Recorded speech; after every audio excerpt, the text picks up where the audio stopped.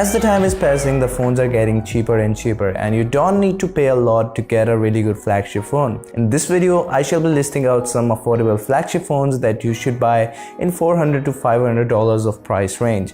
So let's go. So I shall be starting out with a Xiaomi phone. This phone is called the Xiaomi Mi Mix 3, and it is one of the few phones that offer really good performance and comes with a no notch. This phone is no exception. Just like every other Xiaomi phone, this phone is best value for money. This phone comes with 6.4 inches AMOLED panel and not an IPS LCD panel, which is the biggest advantage of getting this phone. This phone looks really sexy and is really worth it to buy. This phone comes with a flagship processor, which is the Snapdragon 845, and has a brilliant gesture interface for navigation. It is about a bulky side, but the loudspeaker is also not the best one, but still there is a really good camera. Overall, this phone is really bang for buck for its price, and it also impresses a lot in other categories. But just like every other phone, this phone has a really small battery size, which is just 3200 mAh. Thankfully, it is going through the full day with no issues, so you should be checking this phone out. On number 4, I have selected the Nokia 7.1, as it is really good phone. It is really stylish and really good design language. Like, this is one of the phones that you should be buying for the design. Nokia's design language has been purely really good and Android materialistic design. It has got a metal finish as well as a glass finish. On the side rails, you get to see the metal and you see a glass back, which is really good. On the software side, it is running the pure stockist form of Android, which is really smooth.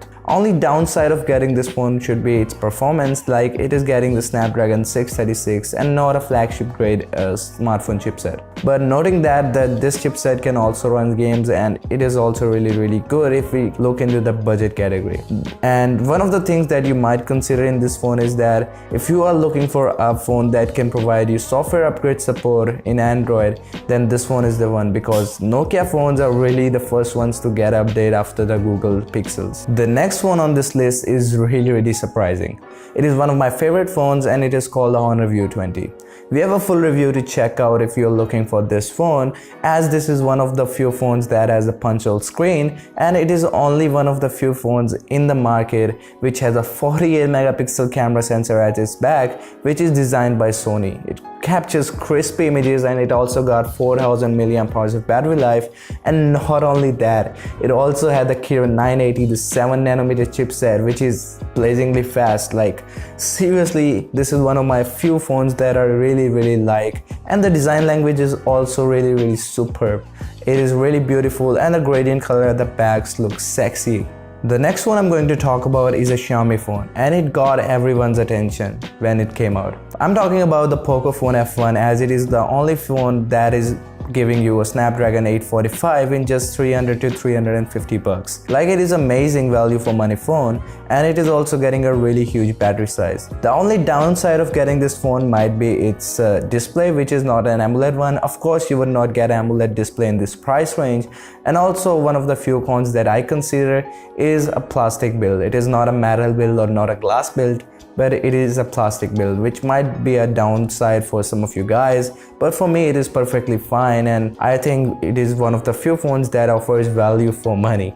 Of course, the list would not be completed if we did not include the OnePlus 6. I'm not including the 6T because it has got an in-display fingerprint sensor, which would make it a bit expensive phone, and also the in-display fingerprint sensor is a tad bit slower than the capacitive one in the 6. So the 6 has got the Snapdragon 845, a flagship grade processor, and it also has a really good glass back. It also got the optic AMOLED display, which might be a really good thing, and also it got a really good battery life, and it also got a really good camera. So what is not to look about in this phone? Like, seriously, it is one of its kind, and it is really good flagship phone to look at. So that was it for the video. Hope you guys liked it, and thumbs up if you liked it, and subscribe to Razer Sun for more tech videos like this. This is your host Razer Sun, and I'm signing out. Peace out.